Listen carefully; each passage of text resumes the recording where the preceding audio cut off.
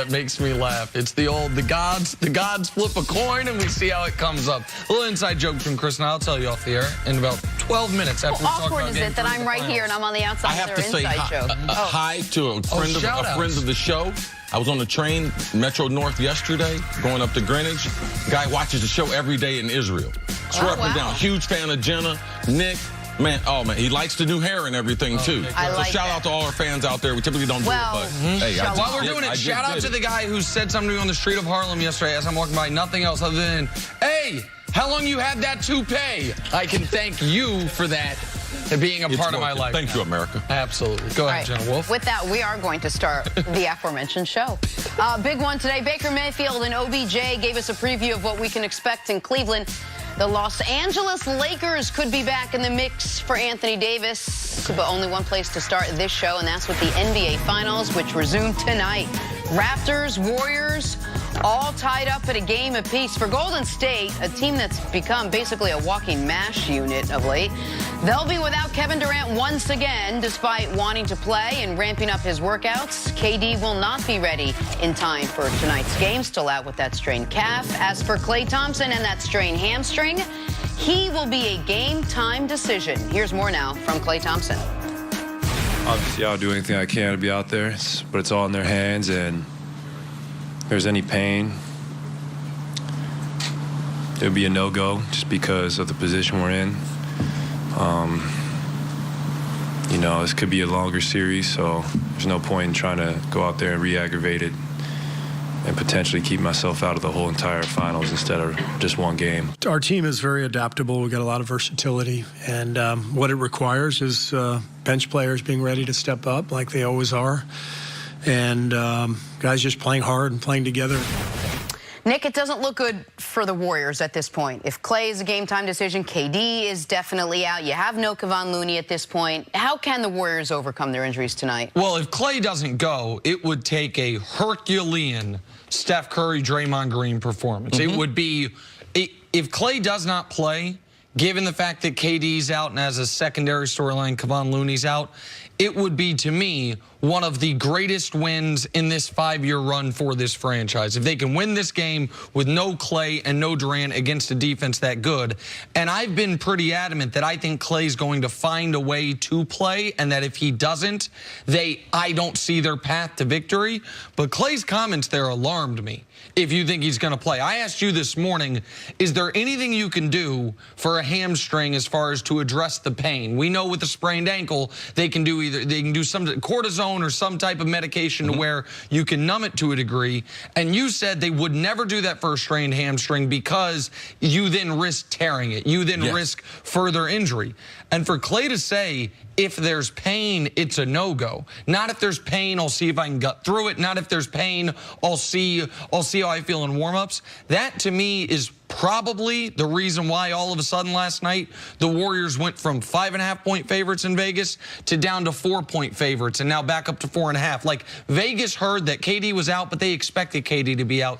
Then heard what Klay had to say, and that drastically hurts the Warriors' chances if he's feeling tenderness or pain that he thinks he won't be able to go. Because, see, with the hamstring, you could probably do more damage to it if you try to fight through that pain as opposed to the ankle. Am I right? Yeah, and a lot of people are looking at Game 3. Klay started looking at beyond in the series, but one thing, Jenna, that you thought was important was, man, you get an injury like this, they're going to play 3 games in 5 days.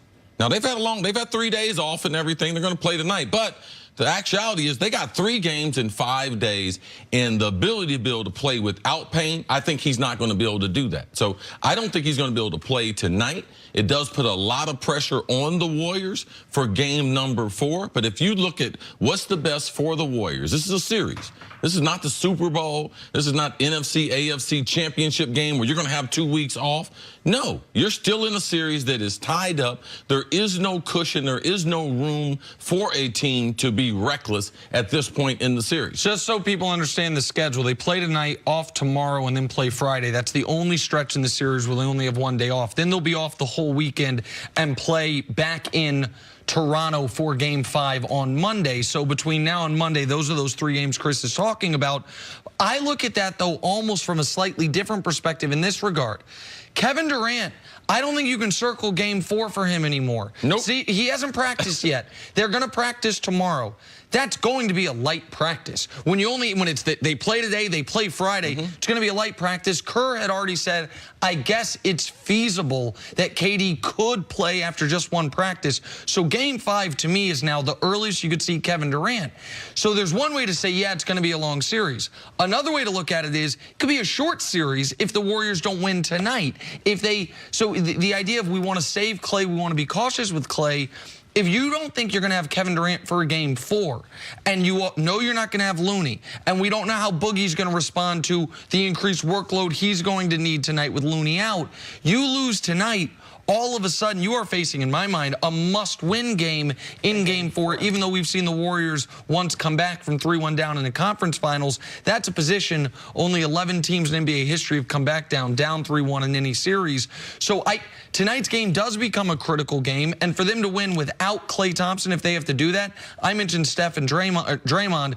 Boogie also will have to not only duplicate what he did in Game 2, but do it on an even higher level. Well, let's be realistic. They're going to have to find points. Klay and Durant have combined to average 50 points this postseason. Where are you going to find that production from if Steph doesn't have a monster night, which he hasn't had yet so far this series? Quinn Cook's got to be able to score in double figures. He's a great shooter of the basketball. He's their best shooter coming off the bench, but you're awful small and you're giving up a lot on the defensive end. So that offensive output that we're missing from Klay, Draymond's going to have to take over a little more, just like he did when KD went out.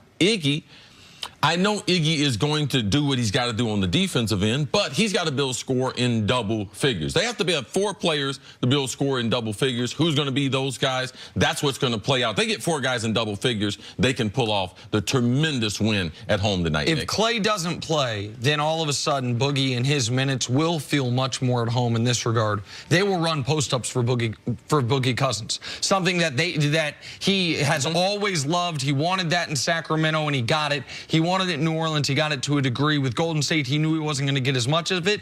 But that is, compared to a regular Warriors offense, that's an inefficient possession. Compared to a Quinn Cook, Alfonso McKinney, Andre Iguodala Warriors offense, that would be a good possession. Boogie will get a lot of touches if Klay can't go. Look for Toronto also. If Quinn Cook and Steph play a lot of minutes together, it's not something they did a lot during the regular season. Look for Toronto to try to get back out on the fast break, which they were able to do in game number 1, because defensively, you have guards displaced. Steph, if he's trying to be off the ball in that box-and-one defense they're playing, who's going to be back on defense all the time? Quinn Cook is not used to that responsibility and being disciplined at it, so I look for Nick Nurse and that coaching staff. Let's get back to game number 1. Let's speed up this pace. Try to get some good looks early in the shot clock compared to what we did in game number 2. All right, good stuff. We'll talk a lot more about this game coming up. We got some football to discuss. Guess who showed up to Browns mini camp this year? We'll talk about their chances as potential Super Bowl contenders next on FS1.